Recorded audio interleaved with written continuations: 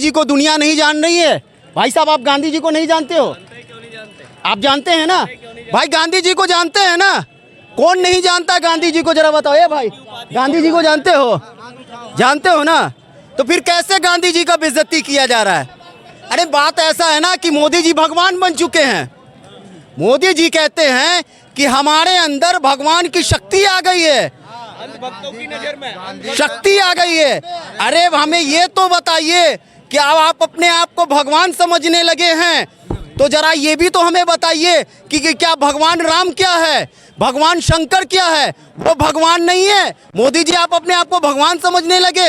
अरे क्यों इतना बेवकूफ़ी कर रहे हो? क्यों इतना कि इस देश के अंदर शायद मुझे लगता है प्रधानमंत्री जी की जो आइडियोलॉजी है वो डिक्रीज हो चुकी है, और उनका जो थॉट है वो देश के अंदर नज़र आ रहा है। सारे वोटर्स को, इस देश के 140 करोड़ देशवासियों को, सभी को मोदी जी के बारे में पता चल रहा है, उनकी स्ट्रेटजी के बारे में पता चल रहा है। लगातार आप जो देख रहे हैं पीएम मोदी लगातार हर फेस में और कुछ ना कुछ अलग बयान देते जा रहे हैं। उनका बयान जो वायरल हो रहा है, इंटरव्यू में दिया था, आपको भी पता होगा कि महात्मा गांधी को लोग 1982 में तब जाने, 1982 के बाद जानना शुरू किया जब गांधी जी पे पहली बार मूवी बनी थी। सबसे पहले तो मैं कहूँगा कि ऐसे लोगों को जो ऐसा लैंग्वेज बोलते हैं कि महात्मा गांधी जी को एक मूवी रिलीज हुआ था, उस पिक्चर को देखने के बाद गांधी जी को जानता है। अरे जाके पूछो अपने बाप से, जाके पूछो अपने परदादा से कि गांधी जी को कितने दिन से लोग जानते हैं। ऐसे शब्द कहेंगे गांधी जी के लेके, जिसने देश के कुर्बान सालों में लोगों ने कुछ नहीं किया, खास करके कांग्रेस पार्टी ने कुछ नहीं किया गांधी जी के लिए। कुछ नहीं किया? क्या कुछ नहीं किया ये भाई, जरा हमें ये तो बताइए। कह रहे कि अगर कांग्रेस वाले ने कुछ किया होता तो आज गांधी जी को लोग दुनिया जानते। 1982 के बाद लोग जानना शुरू क्या किया। आज गांधी जी को दुनिया नहीं जान रही है? भाई साहब, आप गांधी जी को नहीं जानते हो? आप जानते हैं ना भाई, गांधी जी को जानते हैं ना? कौन नहीं जानता गांधी जी को, जरा बताओ। ये भाई, गांधी जी को जानते हो? जानते हो ना? तो फिर कैसे गांधी जी का बेइज्जती किया जा रहा है? अरे बात ऐसा है ना कि मोदी जी भगवान बन चुके हैं। मोदी जी कहते हैं कि हमारे अंदर भगवान की शक्ति आ गई है, भक्तों की नजर में शक्ति आ गई है। अरे हमें ये तो बताइए कि अब आप अपने आप को भगवान समझने लगे हैं, तो जरा ये भी तो हमें बताइए कि क्या भगवान राम क्या है, भगवान शंकर क्या है? वो भगवान नहीं है। मोदी जी, आप अपने आप को भगवान समझने लगे। अरे क्यों इतना बेवकूफ़ी कर रहे हो? क्यों इतना अनभक्त? सवाल ये उठता है कि लगातार क्यों पीएम मोदी के भाषण बदलते जा रहे हैं, फेस वाइज चेंज होते जा रहे हैं, कभी मुजरा कभी मुस्लिम, अब गांधी जी। वही तो बात मैं कह रहा हूँ, अभी तो बहुत बात बोलना बाकी है। मोदी जी तो बौखला रहे हैं जैसे जैसे 4 जून नज़दीक आ रहा है।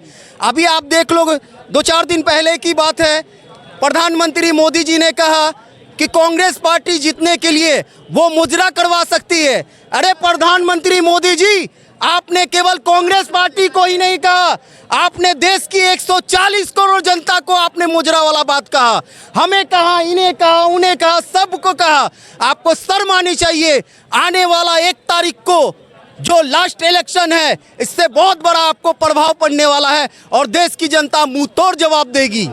100%। क्या ये हार की बौखलाहट है जो इस तरह के भाषण बोल रहे हैं? बिल्कुल बिल्कुल, जाहिर सी बात है, जैसे जैसे दिन नज़दीक आ रहा है वैसे वैसे भारतीय जनता पार्टी जो है, कहने का मतलब बौखला रही है। और खास करके प्रधानमंत्री मोदी जी, एक न्यूज़ में ये भी बता दूं आपको, ये कुछ दिन पुराना न्यूज़ है, ठीक है, लेकिन तब भी मैं बता दूं तो आदित्यनाथ योगी जी के बारे में बता देता चाहता हूं।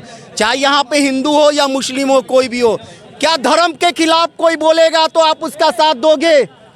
भाई साथ दोगे? तो कोई धर्म के खिलाफ अगर कोई बोलेगा तो आदित्यनाथ योगी जी, हमें ये बताइए कि आपने ऐसा शब्द क्यों कहा कि अगर 5 साल मेरी सरकार रह गई तो ये हॉर्न से जो अजान होती है मैं इसको बंद करवा दूंगा। तो क्या मंदिर का भी बंद होना चाहिए? गुरुद्वारा का भी बंद होना चाहिए?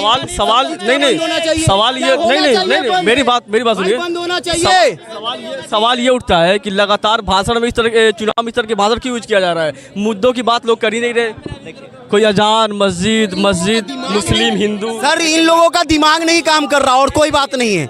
ये लोग बौखला चुके हैं, इन लोग का माइंड नहीं काम कर रहा है। जब हारता है ना, जब आदमी हारता है ना, तो ऐसे ही बौखलाहट होता है और मोदी जी ऐसे ही बौखला रहे हैं। आपसे पूछा, आप बताइए क्या कहें? मैं तो ये कहना चाहूँगा कि इस देश के अंदर शायद मुझे लगता है प्रधानमंत्री जी की जो आइडियोलॉजी है वो डिक्रीज हो चुकी है और उनका जो थॉट है वो देश के अंदर नज़र आ रहा है सारे वोटर्स को, इस देश के 140 करोड़ देशवासियों को, सभी को मोदी जी के बारे में पता चल रहा है, उनकी स्ट्रेटजी के बारे में पता चल रहा है। 14 से पहले देश के किसानों को आश्वासन दिया था कि हमारी सरकार अगर सत्ता में आएगी तो हम एमएसपी को डबल करके देंगे। उससे पद से हटते हुए नजर आए और जब किसानों ने अपनी बात उठाई, अपने अधिकार की मांग उठाई, तो उनको खालिस्तानी करार दिया गया और उनको टेररिस्ट करार दिया गया। ये देश के अंदर प्रधानमंत्री को शोभा नहीं देता, ऐसा प्रधानमंत्री हमें नहीं चाहिए। पहली बात सुनिए। दूसरी बात, महिलाओं की बात होती है। उस JDS Janata Dal secular party जो एचडी देव गौड़ा की पार्टी कहलाती है, जो कर्नाटका की पार्टी कहलाती है, उसके अंदर भारतीय जनता पार्टी अलायंस करती है। नरेंद्र मोदी जी उस रेपिस्ट प्रज्वल रवेन्ना को संयुक्त उम्मीदवार बनाते हैं, जेडीएस का और भारतीय जनता पार्टी का, भाजपा का संयुक्त उम्मीदवार बनाते हैं, जिसकी वीडियोस 3000 वीडियोस जिसकी रेपिस्ट की रेप करने की वायरल होती है। उन इंसानों को भारतीय जनता पार्टी के नरेंद्र मोदी जी उनके 2019 में ही समझ जाना चाहिए था। 2014 में तो जनता ने मुझे लगता है कि मतलब ठगा गया।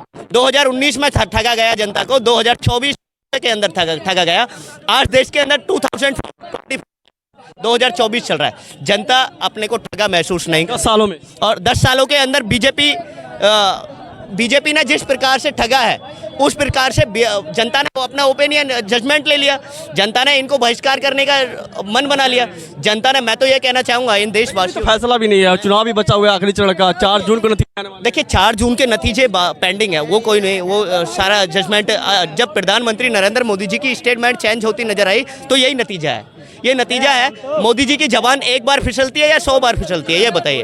प्रधानमंत्री लगातार कंटिन्यू फिसल रही है, चाहे महिलाओं का मुद्दा रहा, चाहे किसानों का मुद्दा रहा, चाहे युवाओं का मुद्दा रहा। 2 करोड़ रोजगार की बात करते थे नरेंद्र मोदी जी, आज देश के अंदर 2 करोड़ रोजगारों को खत्म करने का काम भारतीय जनता पार्टी ने देने की तो बजाय उनको खत्म करने का काम किया। और जो अपने अधिकार की मांग युवा उठाते हैं, उन युवाओं को देशद्रोही करार देने का काम भारतीय जनता पार्टी ने किया। नरेंद्र मोदी जी देखते रहे, प्रधानमंत्री है नरेंद्र मोदी जी, वो देखते रहे। वो करवाना चाहते थे यही, जो देश के अंदर अपने अधिकार की मांग को उठाएगा वो देशद्रोही कहलाएगा। ये भारतीय जनता पार्टी का नारा बन चुका है, ये देश के अंदर नहीं होगा। देश की जनता समझ चुकी है। मैं तो देशवासियों से अपील करना चाहूँगा, 7वां फेज है, 7वां चरण है, अंतिम चरण है कि भारतीय जनता पार्टी को, उस भ्रष्टाचारी जनता पार्टी को, बलात्कारियों का साथ देने वाली बलात्कारी जनता पार्टी को वोट ना करके इंडिया गठबंधन को वोट करें, अपने बच्चों के भविष्य को वोट करें। जय हिंद, जय भारत।